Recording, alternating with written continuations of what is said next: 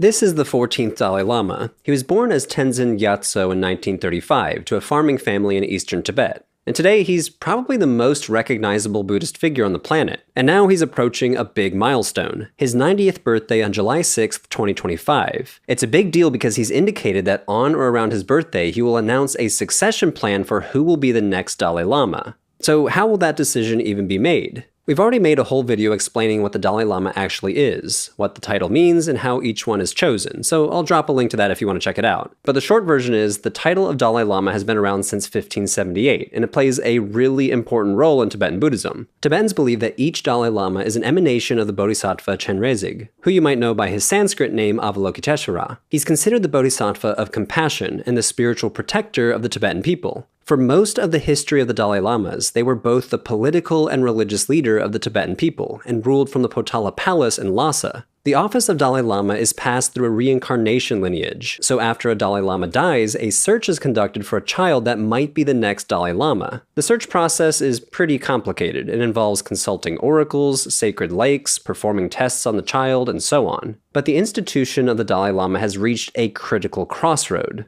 How we got to this point is a long and very complicated story. Tibet has always had a powerful neighbor, China, and the two have been clashing over borders and influence for more than 1,000 years. The exact history is disputed, but we can start in 1949 when the Chinese Communist Party emerged victorious in the Chinese Civil War and established the People's Republic of China. The CCP declared their intention to reclaim territories that they thought were rightfully part of the Chinese motherland. This included Tibet, and in 1950 the Red Army invaded eastern Tibet, and by 1951 the militarily weak Tibetans were forced to sign a 17-point agreement accepting PRC control. The 14th Dalai Lama was a teenager when all this was happening. At first, he was relatively open to integration into the PRC. The 17-point agreement promised that Tibetans would still have political autonomy and religious freedom. And initially, the Dalai Lama was hopeful that this would end up being a good thing for the people of Tibet. And he even agreed with some of the critiques the CCP made about economic and social reform. But things fell apart in the 1950s. Tensions between China and Tibet kept escalating, and in 1959, after a failed uprising, the Dalai Lama fled to India. He ended up in the town of Dharamsala, where he set up the Tibetan government in exile, a political and religious base that's still active to this day. And that's more or less where things have stood ever since. The Dalai Lama has continued to push for greater autonomy for Tibet, but he's also become something of an international symbol for Buddhism, peace, and nonviolence.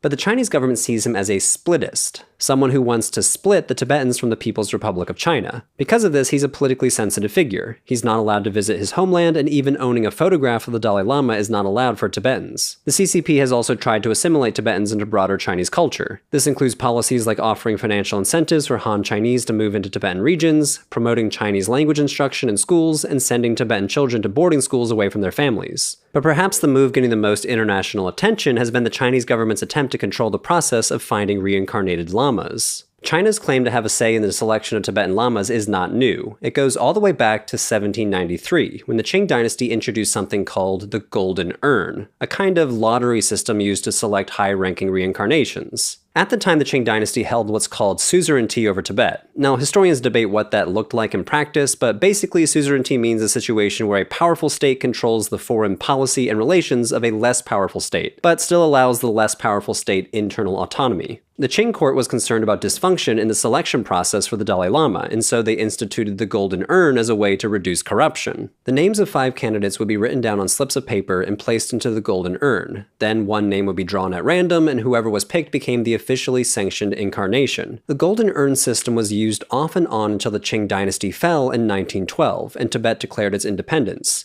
For example, the 10th, 11th, and 12th Dalai Lamas were chosen using the Golden Urn, but the 9th, 13th, and 14th were not. Now, if you're curious about how the Chinese government frames all this, there's a Chinese state media video that lays it out. It claims the Golden Urn was introduced by the Qing to cut down on corruption and keep the process under central control in Beijing. The video claims that although the 14th Dalai Lama was exempted from the lottery, his recognition still required central government approval. Of course, the Tibetan exile community and many outside analysts dispute this narrative. They point out that the Golden Urn was not consistently used, despite official claims, and it was only applied sporadically, often alongside more traditional methods of recognizing a reincarnated Lama. The scholar John Powers argues in some cases the urn was used more to appease Qing officials than to determine the outcome. Critics also question whether authority over something like the Dalai Lama's succession can be really passed down from the Qing dynasty to the Republic of China to today's Communist Party, 3 entirely different governments with very different relationships to Tibet. And that brings us to today. With the Dalai Lama turning 90 this summer, a major geopolitical power struggle is looming over the succession. The CCP has developed plans to, in their view, regain their rightful control over the reincarnation and selection process. In 2007, China made a regulation that required all reincarnations to receive government approval and required government permission to form search committees, effectively rendering unauthorized reincarnations illegal. The law declares the selection of reincarnates must preserve national unity and solidarity of all ethnic groups, and the selection process cannot be influenced by any group or individual from outside the country.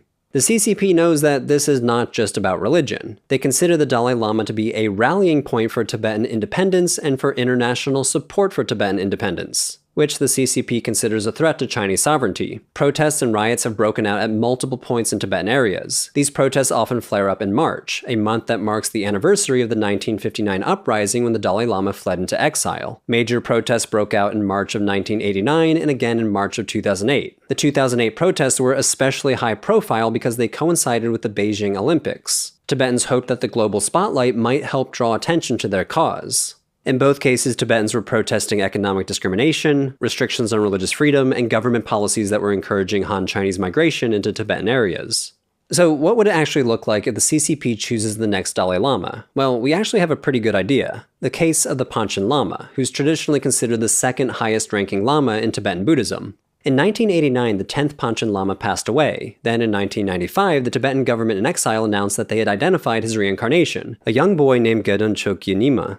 Soon after, the Chinese government took the boy into custody, and he's never been seen since. The Chinese government insists that he's happily living a normal, anonymous life and simply doesn't want to be bothered, but many Tibetans and international observers consider him the longest-serving political prisoner. In his place, the CCP declared their own Panchen Lama, Gyenkei Norbu, chosen using the golden urn. His education and public image have been carefully managed by Beijing, and many see him as a proxy for the Chinese government. China's state media refers to him as the highest-ranking figure in Tibetan Buddhism, a clear attempt to position him above the Dalai Lama. He's been given political appointments, regularly meets with top CCP officials, and is often photographed visiting high-profile infrastructure projects in Tibet. The Tibetan government in exile is concerned that a similar story will play out for the Dalai Lama's succession, and have made their own statements about his succession plan. First, the Dalai Lama has separated himself from political power. Now, historically and in the early years in exile, the Dalai Lama was considered both the religious and political ruler of the Tibetan people. But the Tibetan government in exile has since adopted a democratic constitution, and in 2011, the Dalai Lama formally renounced his political role, delegating that to a democratically elected president known as a Sikyong. Also in 2011, the Dalai Lama issued a formal declaration that denied the CCP any legitimacy in determining his successor, and insisted that it be done by traditional Tibetan methods. And over the years since then, he's made several suggestions about what could happen, including that an adult successor could be named instead of a child, that the next Dalai Lama could be a woman, or that he may not take a reincarnation at all. All of these would be major departures from history and tradition, but as the Dalai Lama has said, the main purpose of the appearance of a reincarnation is to continue the predecessor's unfinished work to serve Dharma and beings, and he has argued that this can take many forms. He has also said that in 2025, when he turns 90, he will establish a more detailed plan. Ahead of his 90th birthday, the Dalai Lama recently released a book called Voice for the Voiceless, Over 7 Decades of Struggle with China for My Land and My People. In the book, he declares that he'll be reborn in a free country rather than in any territory under Chinese control. He writes, "If I die as a refugee and the Tibetan situation remains like this, then logically my reincarnation will appear in a free country." In other words, the next Dalai Lama will not appear in Tibet at all. He could be born in the Tibetan refugee community in India or in another part of the Tibetan diaspora. And that would not be without precedent. 2 previous Dalai Lamas, the 4th and the 6th, were actually born outside of what is now called the Tibetan Autonomous Region. So there is historical backing for the idea that the next Dalai Lama doesn't need to come from inside Chinese-controlled territory. The international community is starting to pay more attention to all of this. In 2020, the US passed the Tibet Policy and Support Act, which made it official US policy that the succession of Tibetan Buddhist leaders, including the Dalai Lama, should be left entirely to Tibetan Buddhists, with no government interference. Under this law, any Chinese officials who attempt to name a future Dalai Lama would face sanctions. The European Union and several individual nations, including Belgium, the Netherlands, and Germany, have made similar statements affirming that the succession must follow Tibetan Buddhist traditions without Chinese interference. That said, how much any of this international support will actually matter is still an open question.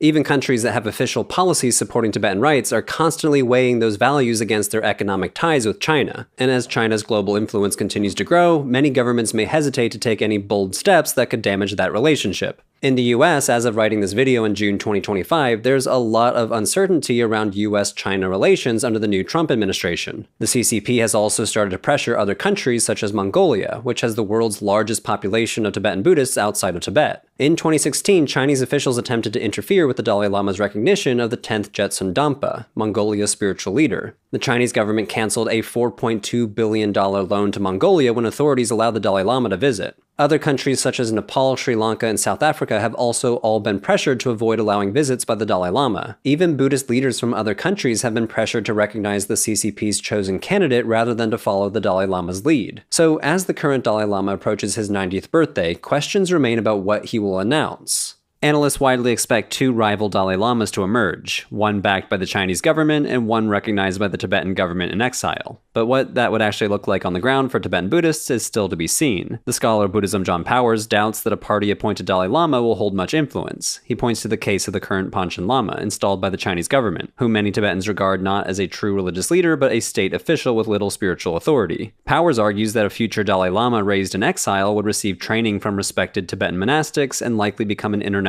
recognized Buddhist figure, while his counterpart in Tibet would be trained in a government-run school and serve primarily as a political proxy.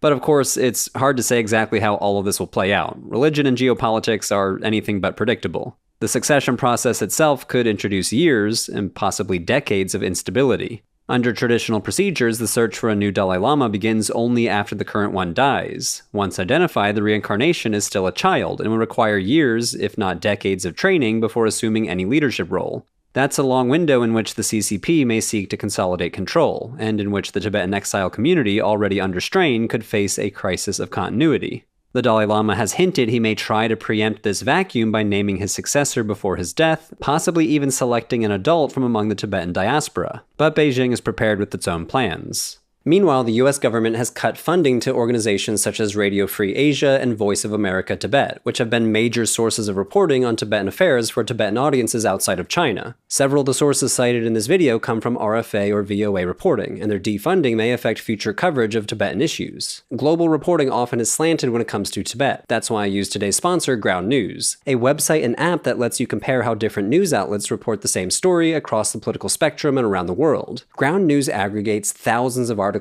every day and gives each story a quick visual breakdown of their political bias, factuality, and ownership of the sources reporting it. For example, check out this story. On June 15th, President Trump announced plans to expand deportations in major American cities like LA, Chicago, and New York. Pull this story up on Ground News and you'll immediately see over 300 sources have covered this story. Scroll down and you see the political breakdown of that coverage, with the majority coming from centrist sources. Scroll down even more and you see the ownership of these sources, whether they're independent, owned by wealthy individuals, or media conglomerates. You can also compare their headlines. On the right, Fox News draws attention to the size of the cities. Trump directs ICE to expand deportation efforts in America's largest cities. On the left, the sources tend to draw attention to the fact that these cities are largely run by politicians from the Democratic Party. The LA Times reads, "Trump orders ICE to expand deportations in Democratic-run cities." You should also check out the Ground News Blind Spot feed, which highlights stories largely ignored by either the left or the right. If you'd like to give Ground News a try, Ground News is giving viewers 40% off their Vantage plan. Go to ground.news/religion for breakfast or click the link in the description below to get started and support an independent news platform working to make the media landscape more transparent.